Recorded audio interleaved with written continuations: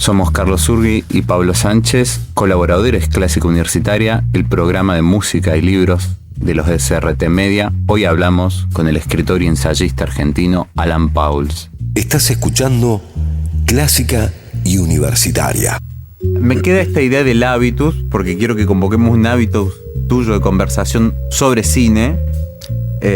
Pienso que últimamente, si uno ve Nouvelle Vague de Linklater o otras películas argentinas como El Príncipe de Nanahua o Reas, hay todo un género que lleva ya mucho tiempo, pero es muy presente y se mantiene en torno a el cine de no ficción, lo real, la biografía de vidas a veces muy cotidianas, nunca minúsculas, porque ninguna vida es minúscula, pero sí vidas que no necesariamente son las de la historia, como puede ser la de El Príncipe de Nanahua o Reas, y otras películas que son, bueno, las vidas de, pienso en Clorindo de Ginás, o pienso en vidas que están codificadas, connotadas culturalmente, ¿no? Como Nouvelle Vague, no sé, que son temas que vos has pensado desde los escritores, desde la escritura, desde la literatura. No sé si estás viendo ese cine actualmente, si te parece que tiene algo del presente, esa insistencia. No vi la película de Linklater. Creo que me da un poco de miedo verla, porque lo aprecio a Linklater, pero se está metiendo con algo que aprecio más. Pero de todos modos, la voy a ver en algún momento. No. Es como una idea de película que me parece muy poco confiable como idea, ¿no? Pero bueno, por ser Linklater la voy a ver. Pero veo esas películas. Bueno, Reas por supuesto la veo por muchas razones, y la conozco bien.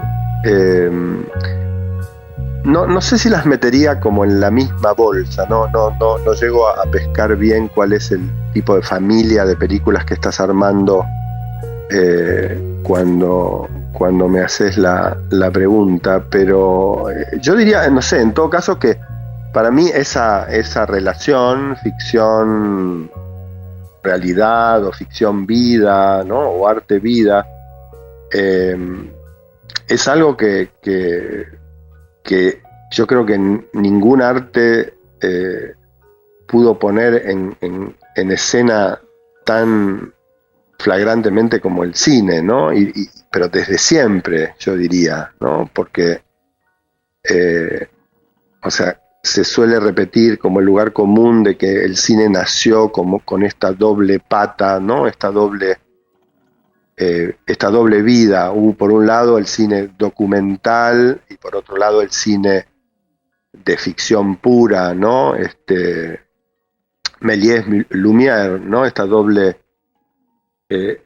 genealogía, y en realidad, digamos, uno tiene la sensación más bien de que lo mejor que dio el cine siempre en el siglo XX fue justamente una especie de tercera vía en la que Méliès y Lumière se trenzaban, se vampirizaban, se tomaban prestadas cosas, se tiraban cosas por la cabeza, ¿no? Y cuando uno piensa, no sé, en Sin Aliento, la película de Godard, sobre cuyo rodaje creo que está basada la película de Linklater, en esa película yo creo que es como la relación entre ficción y realidad o arte y vida, no puede ser más intensa, ¿no? Yo tengo la impresión de que hay algo que siempre fue muy hermoso en el cine, que es como la curiosidad por lo real, ¿no? Esa especie de avidez por lo real. Y el cine siempre tuvo eso, y creo que lo va a seguir teniendo. Me parece que eso se refuerza o se intensifica mucho desde hace, no sé, unos 30 años, diría, o quizá un poco más, con esta especie de auge de lo real que hay en relación con el arte, ¿no? Hace mucho que estamos como, y eso abarca, no sé, desde los reality shows, desde los primeros reality shows, hasta el teatro documental que hace Lola Arias, o el cine que hace Lola un poco en relación con su propio teatro, o las películas estas extrañas que hace Mariano Ginás. No vi el Clorino Testa, es una de las cosas que me perdí por haberme ido a Berlín, y lo lamento porque soy muy fan de Mariano. Pero también, no sé, las películas que hace Martín Rechtman, ¿no? Para mí, por ejemplo, que es un cineasta de la composición, es un cineasta del hipercontrol, y sin embargo hay algo que hace Martín Rechtman con sus películas, que es como inventar una especie de realismo nuevo, ¿no? Un neorrealismo, si se quiere. Uno podría leer perfectamente todas las películas de Martín como si fueran como documentos de, no sé, la clase media argentina, la clase media porteña de los últimos 30 años, ¿no? Y nadie podría objetar eso. Entonces me parece que esa fuerza que permite como enhebrar documento y ficción, está en el cine desde siempre, ¿no? Mucho más que en la literatura, para mí. La literatura hace rato que está entrando y estamos un poco asistiendo a un fenómeno medio equivalente, ¿no? Que tienen, me parece, otro sesgo que a mí me hincha un poco más, que es que todo está como filtrado por el yo, la experiencia del sujeto, el trauma del sujeto, la memoria del sujeto. Y eso en el cine por ahí es mucho más, por ejemplo, al cine el sujeto le importa un carajo, ¿no? Yo creo que el cine, para mí, una de las virtudes que tiene ahora es que me permite descansar del sujeto. Mientras que en la literatura es más complicado, ¿no? Porque incluso el punto del sujeto, que es un punto muy, muy irritante, también es un punto genial, ¿no? Los que hacen algo con el sujeto en la literatura, efectivamente hay que sacarse el sombrero, porque hacen algo con una cosa que es muy, muy, muy difícil, ¿no? Por momentos es insoportable. ¿Vos? ¿Se entiende lo que digo? Sí, sí. Por ahí tengo un par de necesidad de saber un poquito más de tu lectura de Rechtman y de Godard. Y digo lectura y no visionado porque digo, son también dos cineastas muy prolíficos en torno a la producción escrita, ¿no? En Godard hay toda una etapa más, por ahí más teórica, más intelectual. Y en Rechtman, bueno, ha sacado un libro hace poco, pero digo, hay ficción también escrita. No sé cómo lees estas trayectorias intelectuales que tienen una parte en cine y una parte en literatura, y sobre todo por ahí me interesa pensar por qué insiste Godard en vos, de haberlo visto hace tantos años y que te siga generando esto con Nouvelle Vague, que es como, bueno, es como ver a un amante, digamos, es como hay un cierto celo. Bueno, yo siempre consideré a Godard como un artista, ¿no? Casi no como un cineasta. Y un artista me parece que es alguien que haga lo que haga, está insistiendo en desplegar ciertas ideas, ciertos postulados, ciertas hipótesis, un cierto uso de un cierto lenguaje. Entonces, para mí siempre me interesó todo lo que hacía Godard. Todo, absolutamente todo, desde las críticas que escribía en Cahiers du Cinéma, los ensayos, pero lo que me interesaba más, o lo que hacía que ese interés fuera más único, singular, era que, por ejemplo, yo lo veía a Godard escribir cuando veía sus películas. Por ejemplo, siempre me interesó mucho la dimensión de escritura que había en sus películas. No me refiero al estilo de Godard como cineasta, sino al hecho literal del modo en que Godard incorporaba la escritura en sus películas, ¿no? Caligrafías, textos, Hay películas de Godard que son prácticamente como textos filmados, ¿no? Y me parece que con Martín a mí me pasa medio lo mismo. Digo, cuando leo un libro de Martín o veo una de sus películas, lo que veo es como la práctica de un mismo artista, y de hecho, no sé, muchas veces leo relatos de Martín, o estoy leyendo ahora el libro de los hoteles. Me cuesta mucho leer los textos sin verlos como si fueran películas, y cuando veo una película de él y escucho cómo hablan sus personajes, escucho esos diálogos, lo que escucho es un texto, ¿no? Un texto todo el tiempo. Y digo diálogos porque es el momento del cine en el que algo del lenguaje aparece como un material, ¿no? Como una materia prima, pero digo, el modo en que esos personajes dialogan, el modo en que están construidas esas frases, esa especie de naturalidad completamente artificiosa que inventa Martín, ¿no? Que uno puede también encontrar, no sé, en los Kaurismäki, o que uno puede encontrar también en el primer Jarmusch, ¿no? Por supuesto que son siempre familias, ¿no? De artistas, lo que uno ve en un artista, pero también veo a un artista, y digo artista en el sentido de alguien que no necesariamente debe ser identificado con un medio, ¿no? O con un soporte. Ahí, Alan, un poco vos trayendo este término, esta palabra, esta figura de artista, y un poco también contraponiéndola a la música de época, que sería esa especie como de exacerbación del intimismo, me llevas a pensar en un término que te vengo escuchando hace un tiempo, que es, y que a mí me gusta mucho, por eso te quiero preguntar por eso, que es el del artista cachorro, ¿no? ¿Por qué te interesa tanto?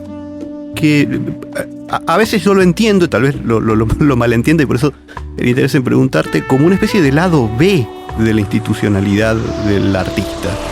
Sí, la verdad que no lo había pensado, pero ahora que lo decís es cierto que es algo que insiste por lo menos en los últimos tiempos.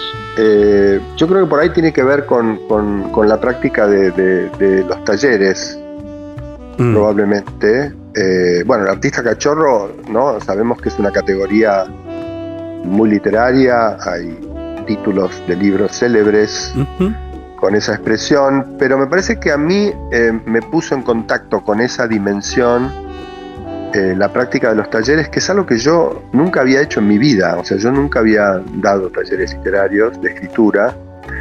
Durante un tiempo medio milité contra, ¿no? Un poco por prejuicio, o un poco porque lo que escuchaba de los métodos o las concepciones que se ponían en juego en esos talleres no me parecía muy atractivo. Pero en Berlín, un poco por la necesidad de ganarme la vida, y un poco por la necesidad de encontrar una especie de sociabilidad en castellano, empecé a armarlos, y nunca tuve muchos, nunca más de 2 o 3 grupos, pero hay un grupo que es el grupo de los miércoles, en el que se armó algo que tiene que ver con la vida social, en el sentido de la conversación de la que hablábamos antes. Y creo que eso me puso un poco en contacto con ese momento en el que alguien que no es un escritor, y que tampoco sabe realmente si desea ser un escritor, viene a un grupo y trae sus cosas escritas y las lee en voz alta, y de repente escucha lo que le dicen. Esa pequeña institución, que son 8, 10 personas, 12 personas juntas en un mismo día, en un mismo lugar, dispuestas a discutir alrededor de esos textos, más las personas, más lo que escriben, más todos los deseos, las fantasías, las ambiciones que tienen en relación con eso que escriben, eso para mí de repente encarnó en la figura el artista cachorro, ¿no? Que es, sí, como un momento, creo que medio como un momento del deseo, ¿no? Porque lo único que comparten todas esas personas de los talleres es que tienen ganas de escribir. Ujú. Nadie sabe si escribe bien, si escribe mal, si van a seguir o no van a seguir, pero están todos como en ese mismo punto del deseo en el que dicen, yo esto lo quiero compartir, ¿no? Sea lo que sea, lo quiero compartir. Y para mí en ese estado, que es un estado muy genial, ¿no? Es como un estado donde, no sé, la desproporción entre la ambición y los medios es enorme. Ujú. Esa desproporción, por ejemplo, produce textos increíbles, ¿no? No necesariamente buenos, pero produce textos increíbles en el sentido de que lo que esos textos revelan, no solo de ellos como personas, ¿no? Sino de la lengua, de la idea de lo que es la literatura, de la imagen de lo que es contar algo, ¿no? Es tan genial porque es tan salvaje en el sentido de tan poco faenado, tan poco elaborado, ¿no? Y al mismo tiempo, junto con eso, lo que aparecen son como los estereotipos más radicales con los que uno se pueda encontrar. Esa coexistencia para mí de elementos, ideas, impresiones, es lo que hace a un artista cachorro, ¿no? Todo puede ir en cualquier dirección, todo el tiempo, ¿no? Yo un poco te lo preguntaba porque por ahí te lo aplicaba también a vos. Hoy, por ejemplo, antes de venir para acá, releí el posfacio que acompaña a la reedición del Pudor del pornógrafo, ¿no? Y pensaba, bueno, ¿hasta qué punto la vacilación de sí, vuelvo a sacar esta novela con el lago de tiempo que me separa de ella, no me pone otra vez frente a ese artista cachorro, y por eso tomo la decisión de sacarla como está, no tocar ni una coma, tal vez cambiarle el título y acompañarla con estas palabras que van al final de ella. ¿Te pasa eso de volver a veces a tu artista cachorro? Visitarlo, así decirle cómo está, que te dé vergüenza y huir de ahí tal vez, o no sé, arroparlo y seguir. No, yo tengo una relación, sí, ahí me parece que yo no toco los libros que escribí cuando se reeditan, no los toco, no les cambio, ni siquiera les cambio los errores me refiero a referencias, ¿no? Fechas, títulos, referencias culturales, ¿no? Si me equivoqué una vez, me equivoqué para siempre, ¿no?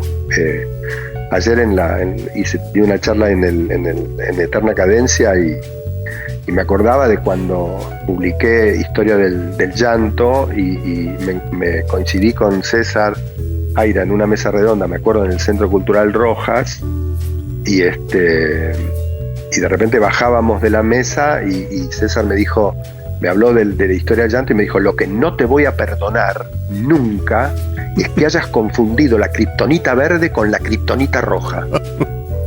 No, porque yo decía que la kriptonita roja era la kriptonita letal y César me corrigió diciéndome que no, es la verde la que es letal para Superman, ¿no? Discúlpame, está dije, muy bien César corrigiéndote eso. Claro. Voy a romper una lanza por él. Claro, yo dije, bueno, he aquí un lector, ¿no? He aquí un lector apasionado, o sea, no sé si pasó allá de la primera página de la novela, pero me pareció genial. Y dije, bueno, ¿qué hago si la novela se reedita? ¿Qué hago? ¿Corrijo eso? Y dije, no voy a corregir. ¿Cómo voy a corregir eso? Me parece que ese error es la novela, ¿no? Quiero decir, ahí soy como un documentalista clásico. Digo, esa novela es el documento de un estado de persona, de un estado de idea de la literatura, de un estado del lugar donde yo escribía, de la época, y me parece que está bien que siga así, ¿no? Entonces, siempre habrá un cachorrismo en esos libros y en todos los que escriba. Ahora voy a dar un paso más, que es una editorial joven, Marciana, con 2 editores muy, muy listos. Me dijeron, che, nos gustaría reeditar El Coloquio. Y El Coloquio no era como El Pudor, El Coloquio es como la novela que no publico, que no reedito, ¿no? Entonces dije, ok, dale, me pareció bien. O sea, si había 2 jóvenes que les interesaba ese libro, ¿por qué lo voy a mantener? ¿Por qué lo voy a proteger tanto? No reeditándolo. Me parece que está bien eso, ¿no? ¿Y qué voy a hacer? ¿Voy a corregir El Coloquio? ¿Voy a desbernhardizarlo? No. No, o sea, sí, y voy a escribir un posfacio para la edición donde voy a hablar de eso, donde voy a pensar eso hoy, 40 años más tarde. Y me parece que eso, no sé, yo el posfacio del Pudor del Pornógrafo fue uno de los textos que más me interesó escribir, te digo, de los muchos que escribí. Me gustó mucho ese momento, que temía mucho, ¿qué voy a decir? Ay, qué pecado de juventud esta novela, o qué listo, qué brillante que era, o qué porquería. No, o sea, me interesan los problemas que se plantea ahí. Por ejemplo, con una segunda novela, que por alguna razón nunca quise reeditar, hasta que aparecieron los marcianos y dijeron, che, nos interesa. Entonces, para mí, sí, el artista cachorro es básicamente el que se manda cagadas, el que se deja estafar, ¿entendés? El que compra buzones, el que se tira de cabeza en una marmita que no es la correcta. Y al mismo tiempo, en todo eso hay algo, hay una energía, hay una especie de visión, por ridícula que sea, pero una visión. Sí, hay como un deseo de escribir. Alguien que era capaz de, zamparse 200 páginas con 4 personajes discutiendo abajo de un farol en la calle. El policial platónico, como lo dice Becerra. Sí, exacto. Entonces, eso es el artista cachorro para mí. Y yo creo que los talleres para mí, o sea, en particular, digamos, el grupo de los miércoles, que es como el salón de Saint-Beuve ya, ¿no? Como el grupo de los miércoles, es un programón para mí. Cada miércoles es un programón, no es un trabajo, yo voy a un programa, por eso, porque de repente estoy como en un caldo, ¿viste? Donde 10, 12 personas centrifugan lo que hacen, con un nivel de gratuidad, en el sentido de con una falta de cálculo, ¿no? Más allá de que cada uno debe tener su plancito en la cabeza, pero hay una falta de cálculo en ese momento en el que se discute, y para mí eso es muy interesante, muy, muy interesante. O sea, es como un momento de enseñanza, de revelación, muy genial. Estás escuchando Clásica y Universitaria.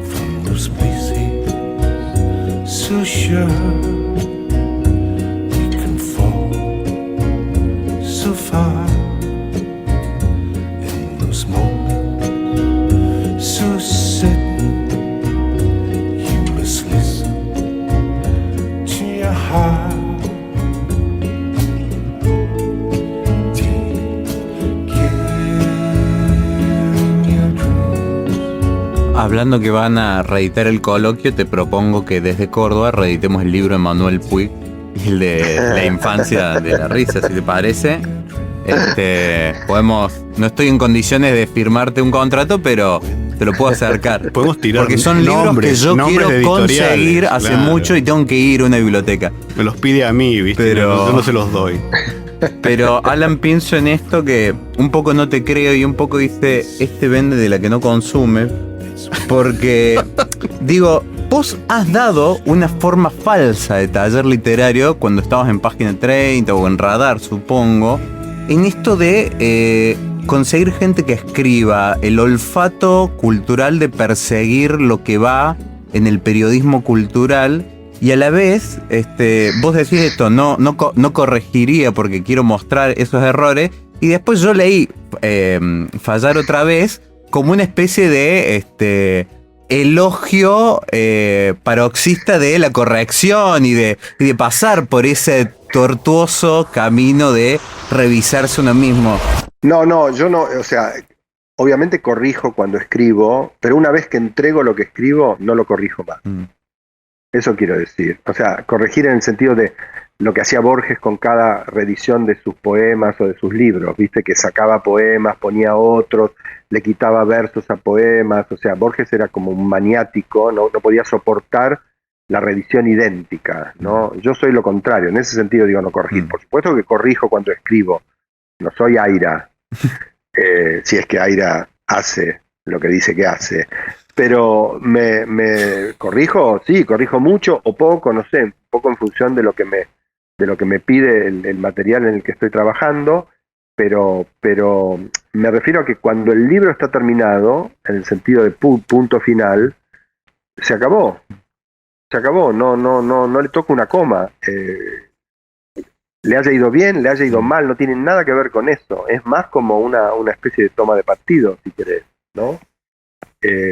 Pero hasta el momento de poner el punto final y de entregar un libro, ahí corrijo todo lo que haga falta, ¿no? Pero lo que cuando escribí el texto, el ensayito de Fallar otra vez, más bien lo que trataba de hacer era de pensar en esa corrección, digamos, que uno hace antes de entregar un libro, no pensarlo como una corrección en el sentido de como un disciplinamiento o un embellecimiento o la higiene del muerto, de la que hablaba Barthes, sino más bien como pensar la corrección como una especie de segunda escritura, ¿no? Y eso, en general, cuando uno asume la fase de la corrección de un texto, siempre es como el momento en el que uno es el policía de sí mismo, ¿no? Y para mí esa es como la peor versión posible, porque primero es un bajón,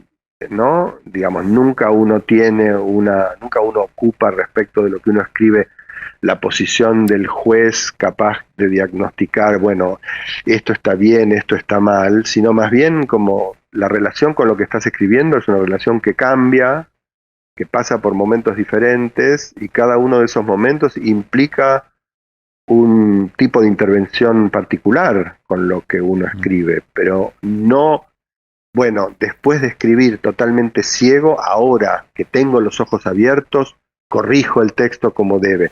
No creo en eso, eso es lo que quise decir, ¿no?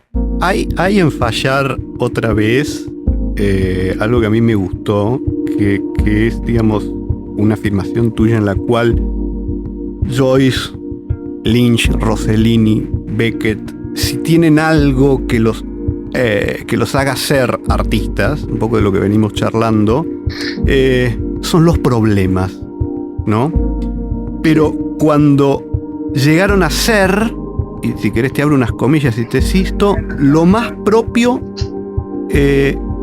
y lo más precioso que tenían. Y un poco más abajo decís, bueno, un problema es algo que simplemente se puede desplegar, no se puede solucionar, ¿no? Entonces me parece que en ese sentido el elogio del fallo, ¿no? Del fallar, del equivocarse, funciona anudando un poco este hacer de la escritura, pero a la vez que también se trama en la subjetividad la cual está de algún modo interpelando. Entonces me interesaba esa idea de abrazar el problema. Sí, no podría decirlo mejor que como lo dijiste vos recién, o sea, es exactamente eso. Es como, viste, es como la idea, no sé, como los ajedrecistas hablan de problemas. Exacto. Un problema de ajedrez, solo que en el caso que tiene una belleza ajedrez, del orden claro, del... Exacto. Claro, pero la belleza del problema es la belleza del problema, no la belleza de su solución. Exacto. Entonces, me parece que ahí está como la idea, para mí, productiva de problema, ¿no? No como algo que hay que sacarse de encima, sino como algo que hay que construir. Por eso la idea linda del ajedrez es los ajedrecistas que construyen problemas, ¿no? Que es como la idea totalmente contraintuitiva, ¿no? No, ¿cómo vas a construir un problema? Problemas son las cosas de las que queremos deshacernos, ¿no? Bueno, ese razonamiento, que es un razonamiento muy de la vida cotidiana, no quiero tener problemas. Si alguien va a un taller de escritura, necesariamente tiene que querer interesarse en la idea de construir problemas. Yo creo que ahí... si vas a un taller y pensás que vas a ir al taller para resolver problemas, para mí hay algo que hay que cambiar en esa idea. No es que no te dejo entrar, pero vamos a trabajar sobre esa idea, es lo primero que vamos a trabajar. Porque me parece que se va a un taller, para mí, para construir problemas. Por ahí eso implica cierto desafío que uno no está dispuesto a asumir. Ok, tenés ese derecho, pero así es como yo lo entiendo, ¿no? Ahí, Alan, discúlpame que te interrumpa, hay algo que me parece que es interesante, que es, bueno, es un poco también la definición de la inteligencia del artista, ¿no? Que no se puede aplicar en otros órdenes, sino justamente en la proliferación de los problemas. Recuerdo, porque esto yo lo puse acá y fue mi condición para estar haciendo esta entrevista, porque lo quería preguntar. Yo recuerdo una anécdota de Raúl Ruiz, que va a filmar en el sur de Chile y el gremio de los técnicos le clava un paro de 10 días y aprovecha los 10 días para hacer otra película con gente que va agarrando por la calle, así, ¿no? Llama un tío, un primo, estaba en Chiloé, y va armando ahí lo que necesita y ¡pum! Sale una película en esos 10 días. Bueno, eso es, digamos, proceder con el problema. Una vez te escuché decir que estabas en, no sé si escribiendo, con la idea de una biografía de Raúl Ruiz. Sí, eso es me mentiste. Que no. Porque yo después, para colmo, te pedí una parte para sacar en algún lado y hubo un silencio maravilloso. Digo, bueno, es existe. El único, estás metiendo el dedo en la llaga. Es el único libro que prometí que nunca escribí. Vamos por ahí entonces. Y es una deuda terrible que cargo con Matías Rivas, el editor, el director de la editorial de la Universidad Diego Portales en Chile. Y es un libro del que tengo 250 páginas escritas que no funcionan, que no funcionaron, y es un libro que estoy seguro que voy a escribir porque me sigue interesando el personaje. Era un ensayo biográfico sobre Ruiz, que es un cineasta del cual soy muy fan y siempre fui fan, y que es para mí un poco, me gusta que lo traigas a colación porque es el tipo de artista problemático que a mí me interesa, y un poco también este tipo de artista del que hablábamos antes, el eterno artista cachorro, el artista que es artista y que por lo tanto haga ópera, teatro, escriba novelas, poemas o tratados de poética cinematográfica o haga películas, siempre está desplegando su pequeño arsenal de ideas. Es un libro que no funcionó, o sea que no entendí en ese momento. Esto tiene ya creo que unos 10 años, digo, el proyecto y los intentos de llevarlo a cabo y la decisión de cajonearlo, por lo menos durante un tiempo. No entendí bien cuál era la forma del libro y me lancé a escribir. Mi idea era quizás un poco ambiciosa, porque era a la vez escribir un ensayo biográfico sobre Ruiz, era un poco trabajar sobre o contra el género biográfico en general, sobre la institución biografía, y me parece que sí, que era una ambición demasiado grande para ese momento. Y creo que esas páginas que escribí son páginas que me gustan, pero no haría un libro con ellas, ¿no? Por ahora. El año pasado, o hace 2 años, me invitaron a un coloquio sobre Ruiz en Toulouse, en Francia, y llevé el capítulo 1 del libro, un poco para probar a ver si eso que había escrito podía ser recibido por especialistas en Ruiz como el principio de un libro promisorio, y medio para ver si me devolvían las ganas de escribirlo. Y efectivamente el texto funcionó bien, y todo el mundo me dijo, no, sí, escribí ese libro, los ruizianos te lo pedimos, qué sé yo, y después volví y dije, no, sí, pero esto no funciona. Creo que ahora estoy llegando a algo, por lo menos a una idea de forma que me empezó a interesar, que supongo que tendría que consultarla con Matías Rivas, con el editor, para ver si a él le interesa. Pero estoy seguro que es un libro que voy a escribir, y Ruiz, efectivamente, bueno, Ruiz decía, ¿no? Tiene ese texto que era el epígrafe que yo había puesto para el libro que no escribí, que era ¿por qué hacerlo simple si puede ser complicado? Decía Ruiz. ¿No? Que me parecía como exactamente la máxima de su pensamiento, ¿no? Alguien que en un punto no paraba de equivocarse. No paraba de equivocarse, pero no solo no paraba de equivocarse cuando hacía una película y se quedaba sin plata en el medio y la película, ¡pum!, naufragaba y quedaba en unas latas abajo de una escalera de servicio de un cine de Valdivia, de donde la rescataban 40 años después unos discípulos. No, también se equivocaba cuando hacía Proust, también se equivocaba cuando hacía Klimt, también se equivocaba cuando se iba a Estados Unidos a hacer unas películas del orto, ¿entendés? Pero es alguien que, digamos, es como... Bueno, los franceses hace tiempo, los de Cahiers du Cinéma, tenían una noción que a mí siempre me gustó mucho, que es, por ejemplo, una gran película enferma. Esa era una categoría, ¿no? Los tipos habían acuñado la idea de la película enferma.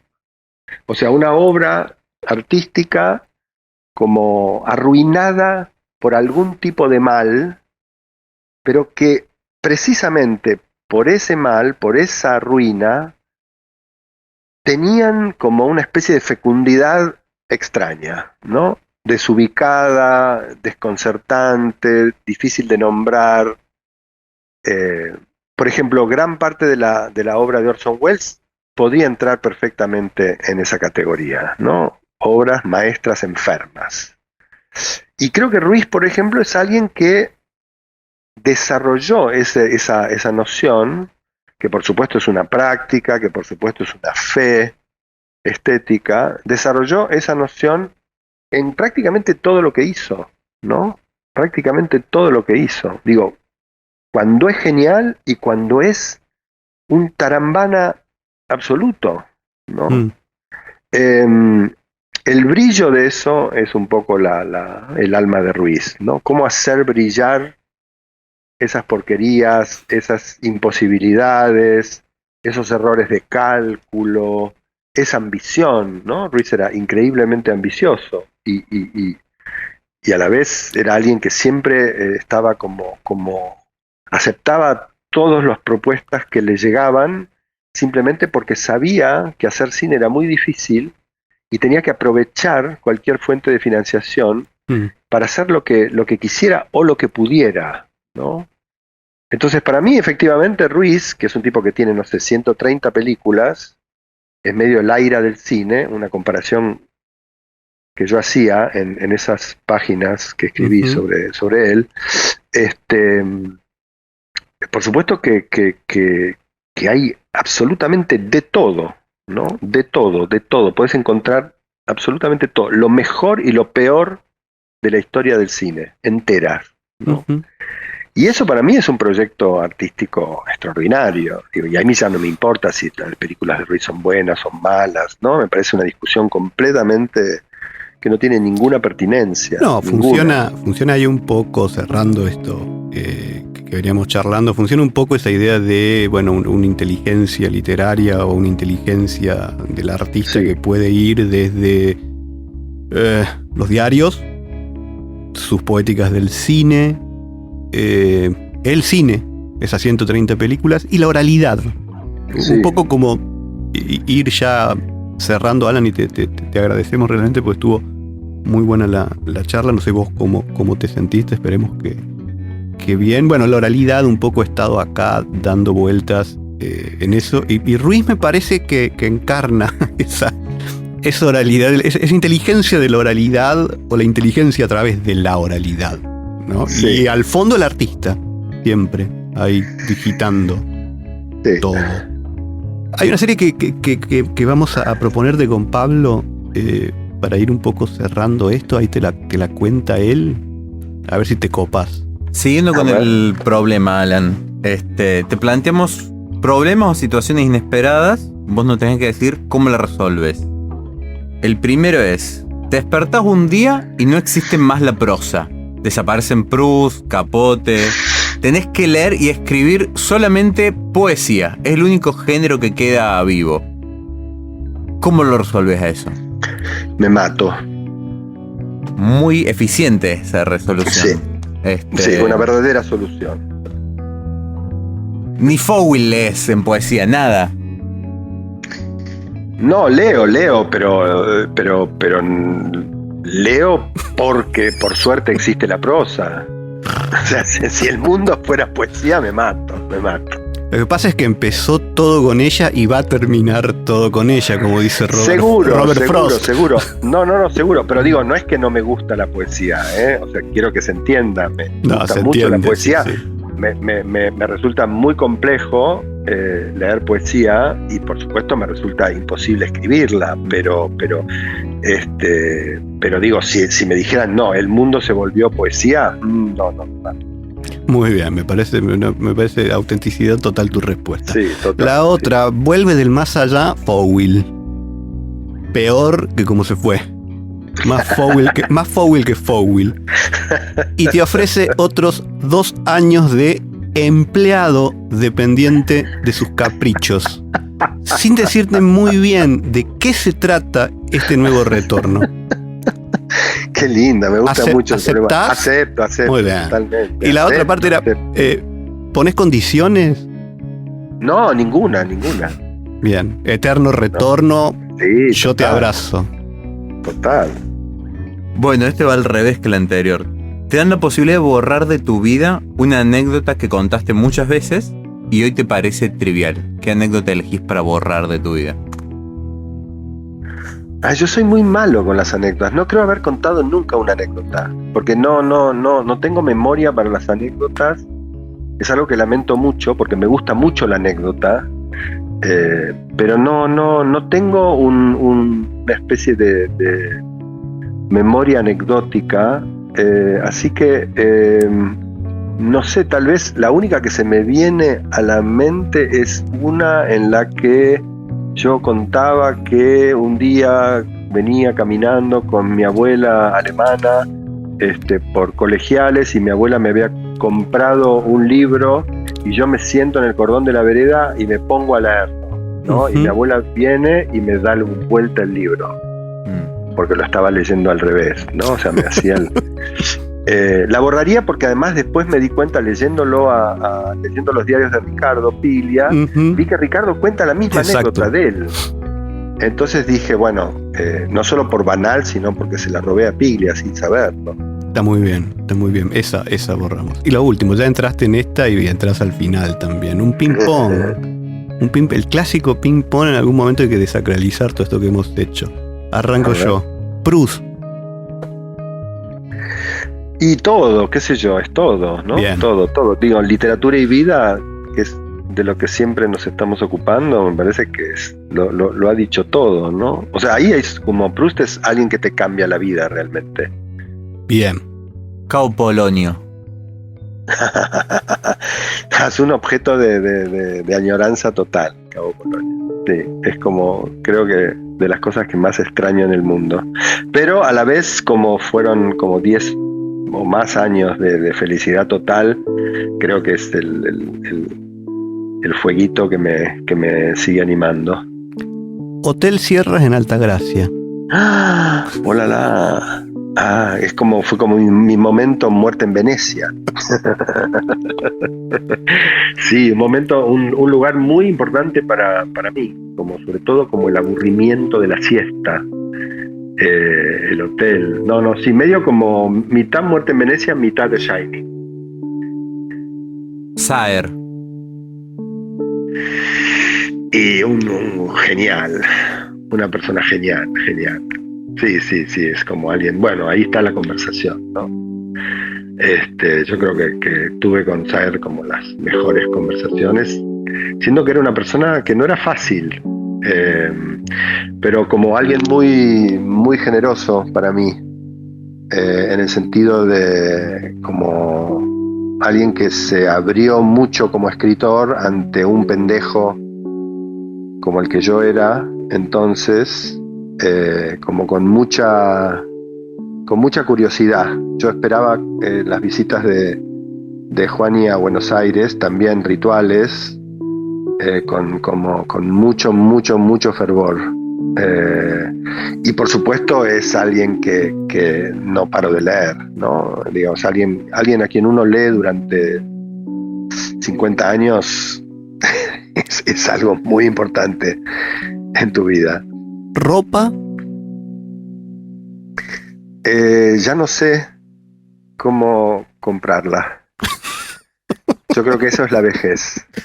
El momento en que ya no sabes cómo comprarte ropa es el momento en que estás viejo, creo. Lo vamos a tener en cuenta cuando llegue. Estamos lejos nosotros, pero cuando... Fíjense. Gracias. Muchas gracias, chicos. Fue muy, muy, muy divertida la conversación, incluso en los momentos serios, sobre todo en los momentos serios. La monodia es divertida. Hay que militar eso. Muchas gracias, Alan, por participar en esta conversación en Clásica Universitaria, programa de los SRT Media. Queda abierta la invitación para que nos crucemos en Córdoba. Y vuelvo a insistir con una fantasía reciente, que es que publiquemos esos libros tuyos que son inconseguibles, porque a mí el de Puig me parece fascinante. Muchas gracias por todo, una admiración total, que por ahí no se vio porque no te vi, pero muchas gracias por participar. Carlos es un gran entrevistador, pensó en las secciones, pensó en muy buenas preguntas. Hay que agradecer a toda la gente de técnica de los SRT, a Camila Argüello, que estuvo produciendo esto, a Carlos, que me trajo, y bueno, esperamos novedades de tu novela para mayo. Dale, ya se van a enterar. Gracias a ustedes. Abrazo grande, Alan, y buen regreso, y nos vemos. Suerte. Dale, un abrazo para ustedes. Adiós, Córdoba. Where are you hiding now? Willow, where are you hiding now? In the dappled light, deep in the tree, the spiders and the centipede crawl across your head, across your knee. Willow, do you walk across the sand? Willow, do the waves crash and fall, and their fingers tickle at your feet? pull a little as they retreat. You feel the rushing forward, so you're standing still. Willow, are we rushing forward? Are we standing still? Willow, are we rushing forward? Are we standing still?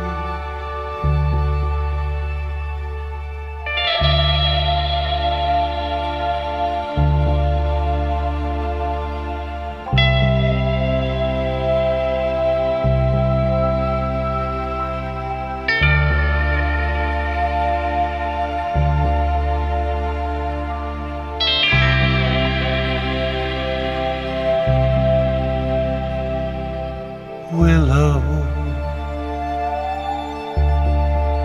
do you crouch among the rooftops? Willow, listening to the city wheezing, but your dreams they stray beyond the cloud and past the moon into the stars. Do you feel the rushing forward, though you're standing still? Willow, are we rushing forward? Are we standing still? Willow, does this love hold a destination? Willow, do you feel the wind run through your hair?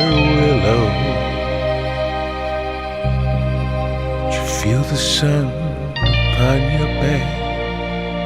A lover's hand.